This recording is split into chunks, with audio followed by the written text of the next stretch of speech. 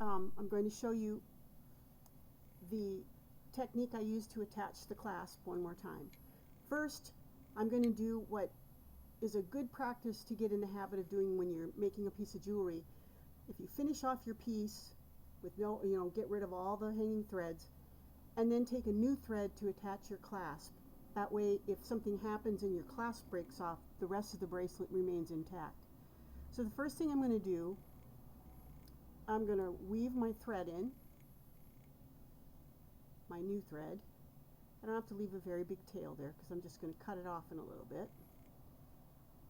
So I'm just going to weave it through. I'm going to go through 4 beads, and then I'm just going to make sure I turn at least 3 times. That's 2, and there's 3. Now we have 12 beads across, and I want to attach my clasp to the middle 2 beads. So 1, 2, 3, 4, 5. That's the 6th bead. 1, 2, 3, 4, 5, 6th bead. Okay? So what I want is I want to be coming out of the side of either this one or this one. And I'm going to be attaching from here and here. So now I ended up actually by accident with my thread coming out exactly where I want it. This is going to be my clasp. So I'm going to pick up 2 of my beads that I made my piece from. If you want, you can make that second one a different color. I'm going to make it the yellow color. Then you're going to go through your clasp. Then you're going to go back through that second bead that you added, just the 1 bead.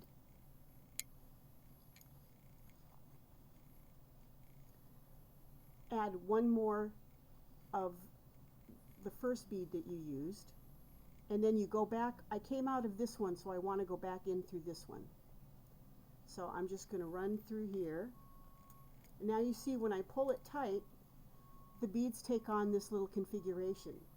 One thing to keep in mind is that you're coming out of an up bead here, but you're going into a down bead here. So in order to make it equal, if you have a bead or a couple beads in your pile of beads that you're using that seem to be a little shorter than the others, you could put the shorter one on this side and the longer one on this side. And that way it'll kind of even out, because right now what it wants to do is it wants to kind of tilt over to the side. So by doing that, you can then end up with it looking a little more even. Not that it's going to make a big difference on a smaller beads. And once you clasp it, no one's really going to look at that. So I've come through this one. What I'm going to do is I'm going to go through here, and then I'm going to follow that same thread path to go up through those 2, and then through my clasp and back. I'm not going to do the whole thing.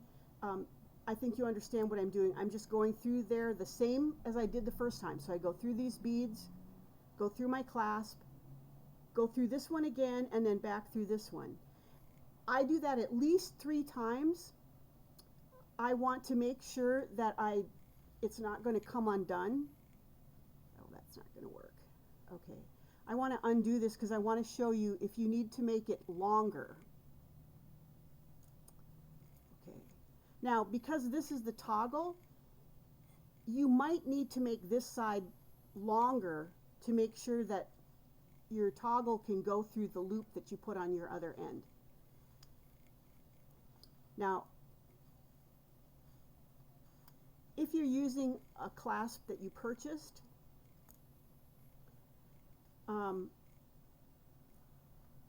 you have both parts. If you're using a button, like this is a button, if you're using the button,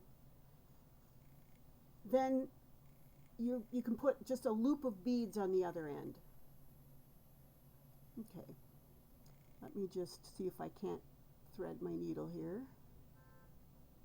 Come on, be nice. Okay, got it. Okay, so now I'm coming out of here again. Now, I want to make it longer, which is what I had done on this bracelet. On this side, it's a little bit longer. There's a couple things you can do. You can make 2 beads, and then I put 2 beads here, so this is actually 4 beads long. I just want to make sure that I can take my toggle and turn it sideways without hitting the end of my bracelet. So if I do it the same as that one, I'm going to pick up 4 beads, and let's do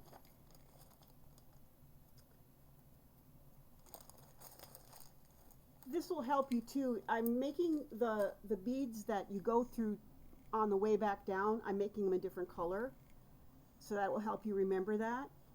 Okay, so let's turn it this way. This is how I did it the first time. So I'm coming out on the left side. I've put on, oops, sorry, I have too many threads hanging out here. I put on 4 beads, then I go through my clasp, my button, and then I go back through these 2 beads here,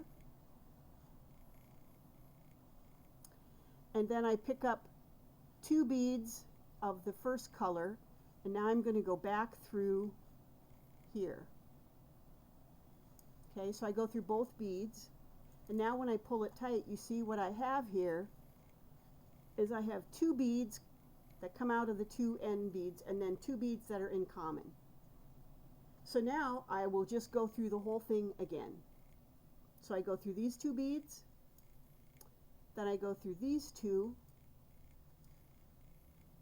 go through my clasp,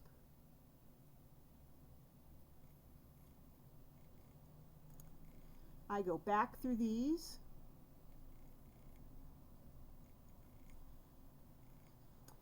and then back down through these 2 beads.